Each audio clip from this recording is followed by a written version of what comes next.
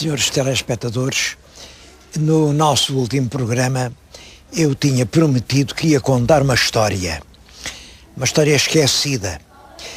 Bom, e realmente vinha disposto a isso, mas ao chegar aqui à Ilha da Madeira encontrei tantas novidades, tantas coisas a chamar-me a atenção, aquele teleférico, bem, o tempo passou e eu não pude contar a história.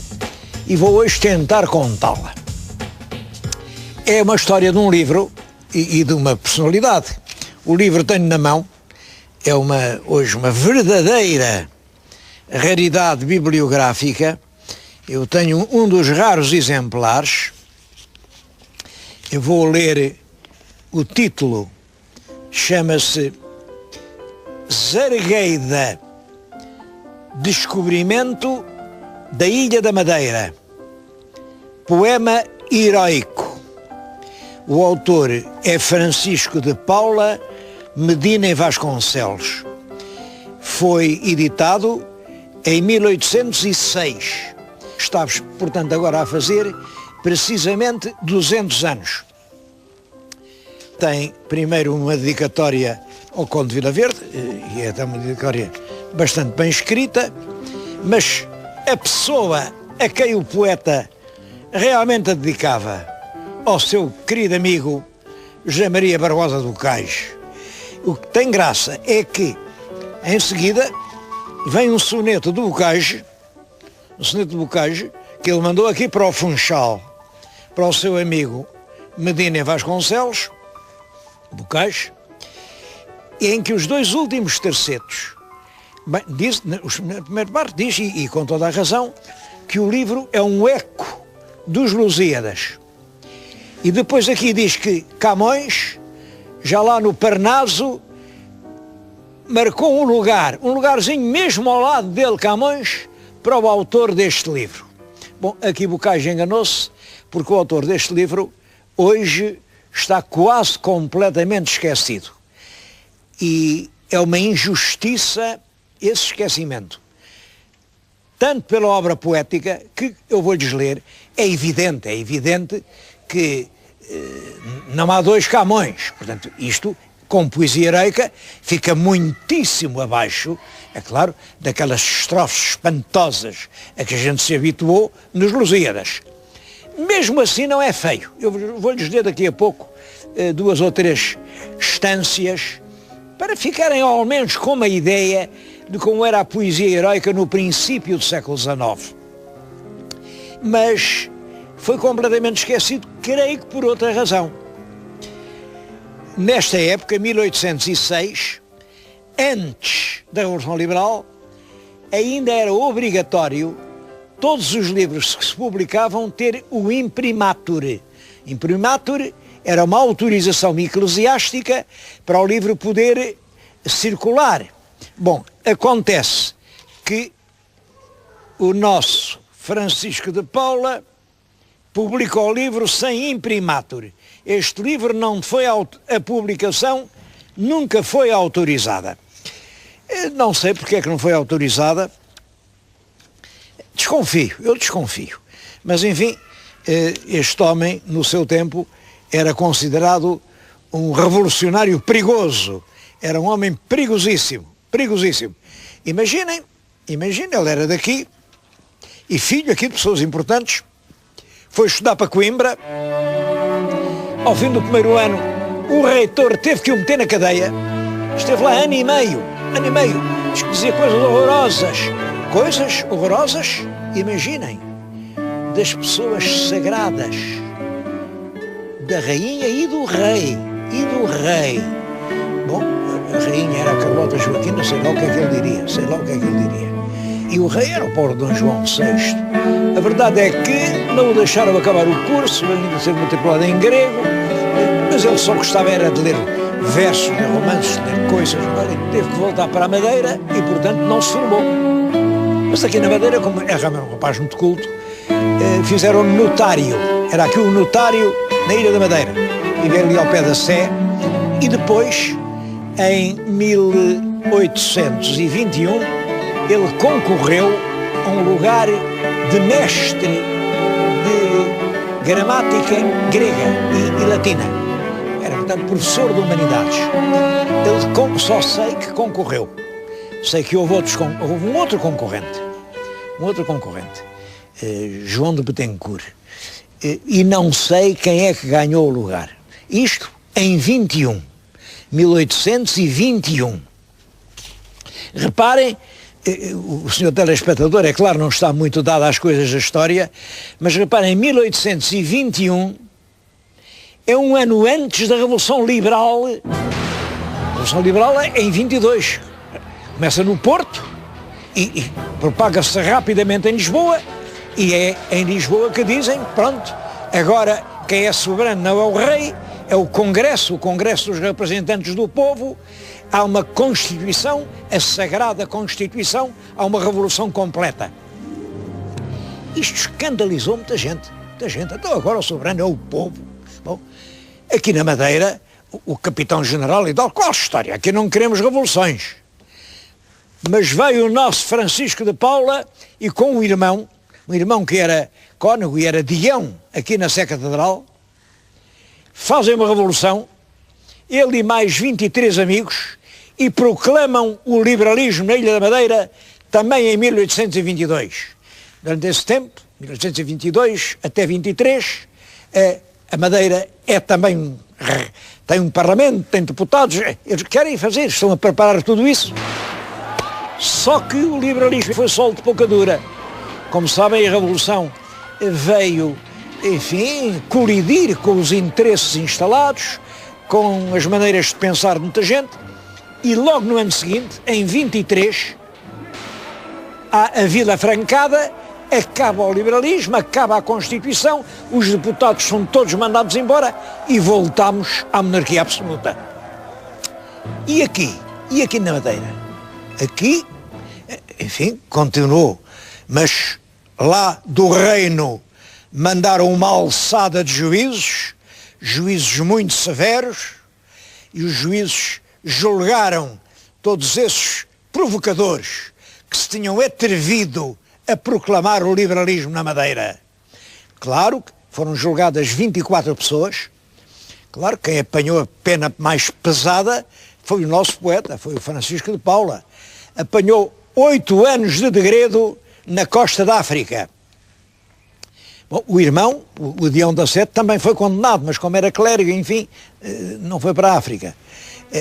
E o nosso Francisco de Paula tinha nessa altura cerca de 50 anos, passava um ano ou dois de 50, lá vai, embarcado num brigue, na Via à Vela, mas ele tinha uma grande família, ele tinha casado 2 vezes, minha esposa tinha morrido, e tinha muitos filhos, e vai com os filhos pequeninos. Olhem, um dos filhos já foi nascer em África, ia na barriga da mãe, uma menina. Levava um outro, o José Maria embarcou, coitadinho, foi para o exílio com um ano, e o resto era assim tudo, uma escadinha de crianças. Bom, o capitão do navio teve pena de mandar agora aquela criançada toda, de famílias ilustres, porque eles eram gente muito distinta, claro, já, enfim, muito civis, eram fidalgos, todos eles, a mandar aquela gente agora para o sertão africano.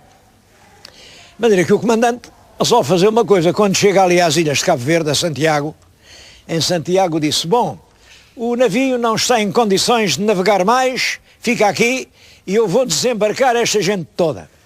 E lá desembarcou o poeta com os filhos todos. Olhem, e o poeta, coitado, enfim, não aguentou o clima e 6 meses depois morreu, deixando aquela família em Cabo Verde, onde ele tinha uns parentes, e lá ficaram. Esta é a vida. Agora vou-lhes contar, porque isto tem continuação, mas vamos arranjar um outro sítio que está aqui muito sol.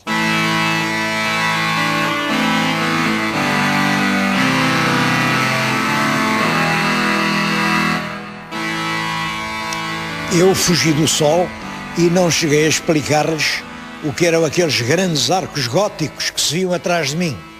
Bom, aquilo é nem mais nem menos do que o que resta do convento de Santa Clara, mandado a construir pelo grande herói nacional da Ilha da Madeira, que é o João Gonçalves Zarco.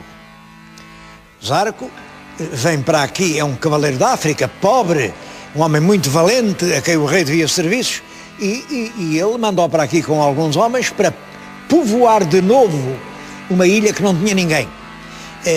Mas com uma energia espantosa e um talento, ele consegue pôr esta terra a dar açúcar, a dar pão, a dar vinho, e torna-se uma terra da promissão, e ele rapidamente se faz rico, rico e poderoso. Rico e poderoso, e até o nome, porque é que o livro se chama Zargueida, eu não expliquei isso. Zargueida vem de Zargu, não vem de Zarco. Como sabem, Eneida é um dos famosos poemas latinos, Enéas, Eneida. Zargo, Zargueida. Isto é a vida do Zargo. Porque há muita gente que escreve Zargo, Zargo quer dizer zarolho, simplesmente, tinha um olho a menos. Há outros que escrevem Zarco. E discutem muito isso. Discutem muito se ele era Zarco, de família, tinha já nobres avós e bisavós e tisavós na grande casa dos Zarcos. Há outros que dizem simplesmente isto, não. Ele não era nada Zarco, ele era João Gonçalves. O João Gonçalves, mas naquelas lutas do norte da África, apanhou uma frechada num olho, olha, aconteceu-lhe um pouco como o Camões, só tinha vista de um olho, o outro olho rebentaram-lhe. Diz que foi um virutão que lhe absorveu num olho. Bom, eu creio que tem razão os que dizem que era alcunha. Ele não se chamava Zarco, tinha a alcunha de Zargo.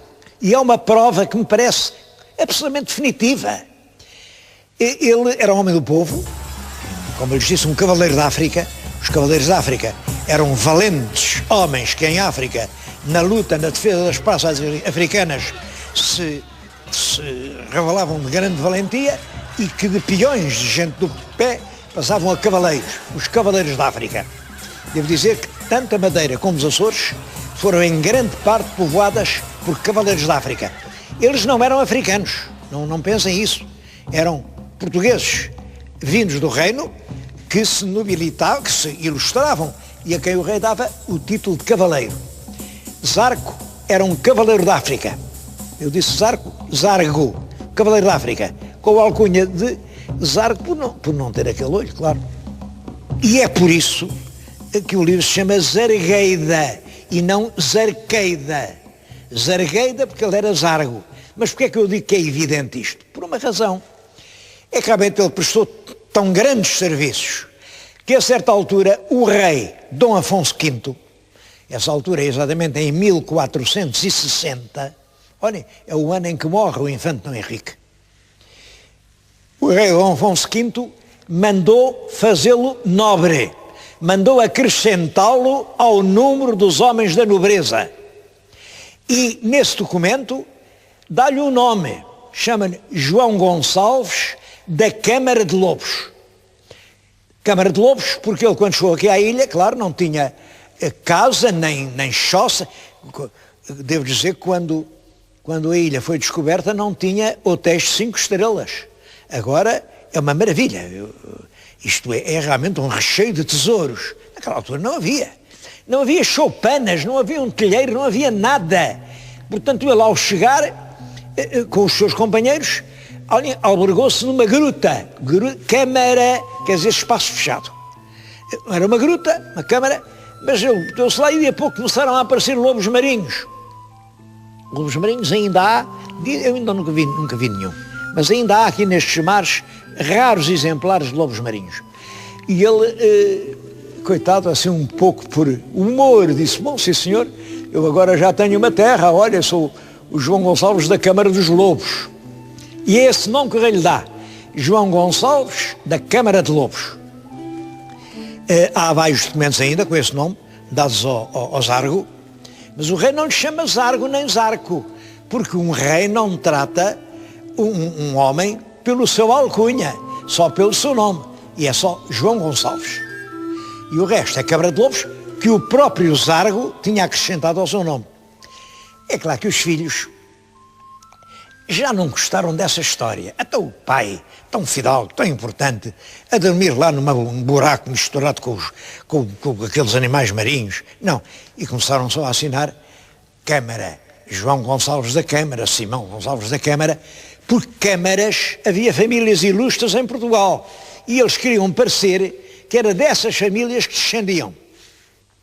Estou-lhes a contar isso aqui, junto do monumento, que, segundo a tradição, era o túmulo do próprio Zarco, segundo a tradição.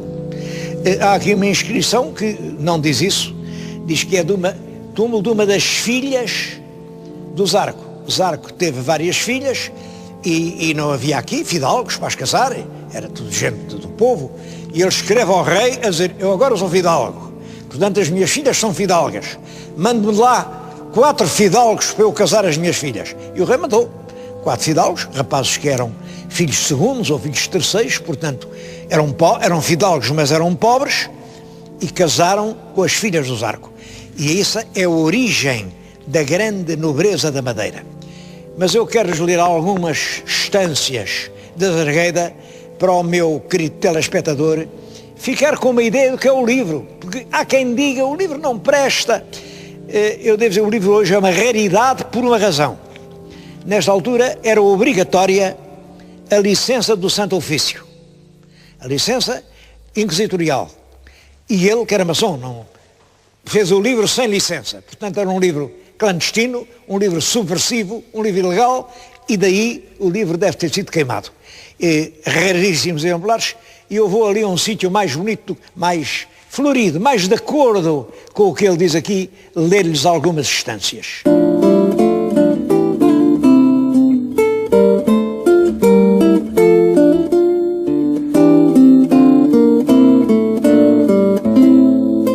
Eu estou agora no jardim da Quinta das Cruzes, que, segundo uma tradição fortissimamente provável, foi a residência que o Zarco, quando já estava rico, mandou construir.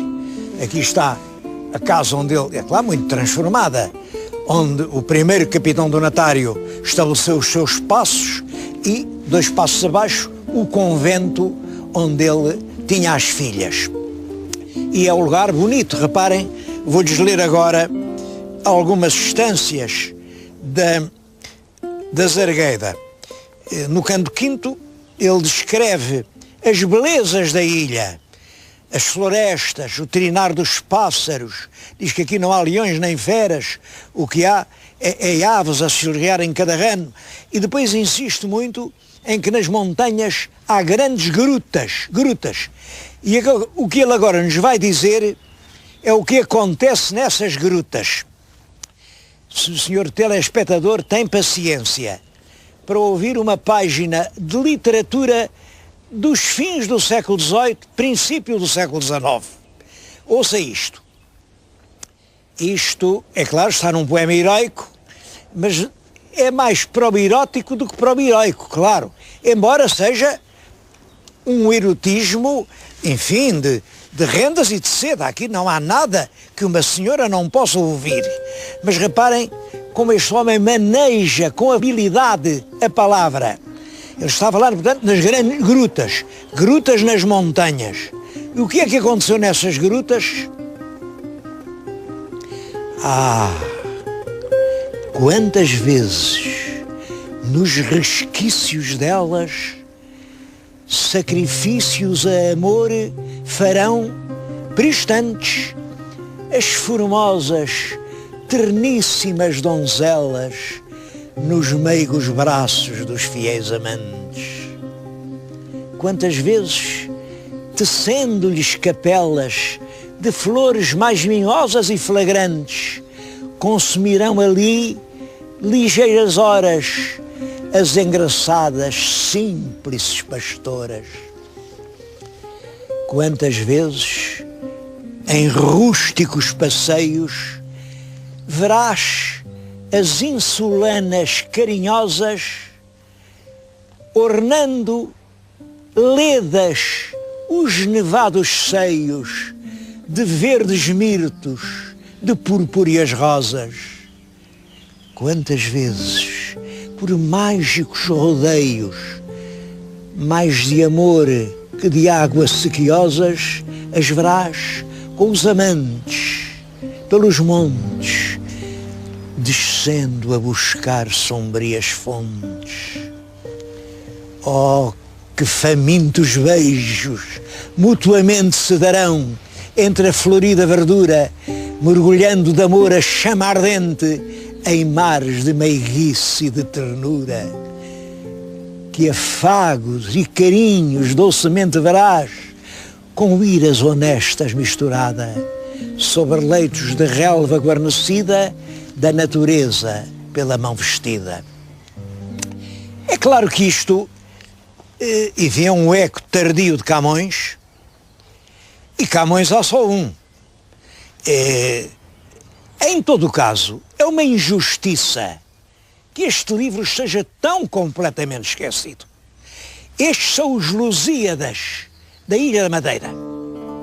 Foram escritos exatamente para, em 10 cantos, celebrar esta beleza prodigiosa, quando o grande Bocage lhe dizia que com este livro ele ganharia um lugar para a eternidade no Parnaso, Bocage enganou-se.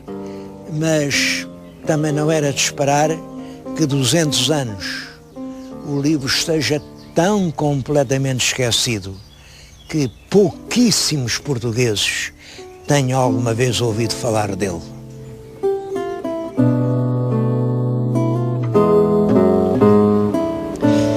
No poema, o Zargo aparece sempre como o descobridor da Ilha da Madeira. E é realmente isso o que passou à tradição, o descobridor. Bom, não é bem assim, porque realmente a Ilha da Madeira sabia-se que existia. Ela está representada em mapas do século XIV. E aqui o povoamento português começa em, penso eu, em 1433. Embora os historiadores locais falam todos em 25, 20, eu julgo que foi 33, porque, aliás, a primeira vez que a palavra Ilha da Madeira parece escrita num documento português é em 1430. Eu acho que se ela estivesse povoada desde 25, claro que havia referências. É em 33 que o infante Dom Henrique nomeia capitão donatário para aqui esse seu cavaleiro da África, João Gonçalves Zarco. Ele vem com um grupo de trabalhadores, provavelmente pensa-se que do norte do país, porque conhecemos os nomes de alguns, e era tudo gente do norte. E é o primeiro aqui a desbravar a terra. Devo dizer que nos primeiros tempos isto era muito difícil. Basta que lhes diga isto. Conheço um caso de um morador que fugiu daqui para ir para Ceuta. Ora, em Ceuta havia guerra todos os dias. Havia guerra, mas havia que comer. E aqui havia só a Branha, a floresta, onde não se podia penetrar. Na Floresta Virgem ninguém entra. Bom, são dias muito difíceis. O Zarco fica assim, portanto, como o primeiro trabalhador na Madeira. Ele e os seus companheiros são os ascendentes dessas centenas de milhares ou milhões de madeirenses que depois, pelos séculos fora, andaram por esse mundo. Eu ainda agora ando nesses programas que faço, ando por aí, e seja na América, seja da África, fosse em Macau, seja onde for, quantas vezes eu ouço, eu sou do Funchal, ou sou do Machico, ou da Ribeira Brava, ou do Campanário, ou da Calheta. É claro, sem esquecer os muitos que são açorianos.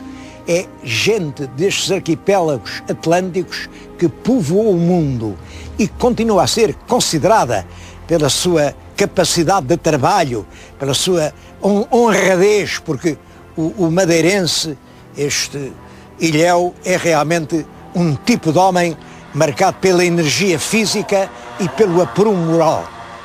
Estou a dizer isto e queria consagrar este programa aos dois heróis de quem falei. Ao João Gonçalves Zargo, o grande desbravador deste rochedo que é a Madeira, e ao Francisco de Paula Medina Vasconcelos, o ignorado poeta que morreu vítima das ideias em que sinceramente acreditava.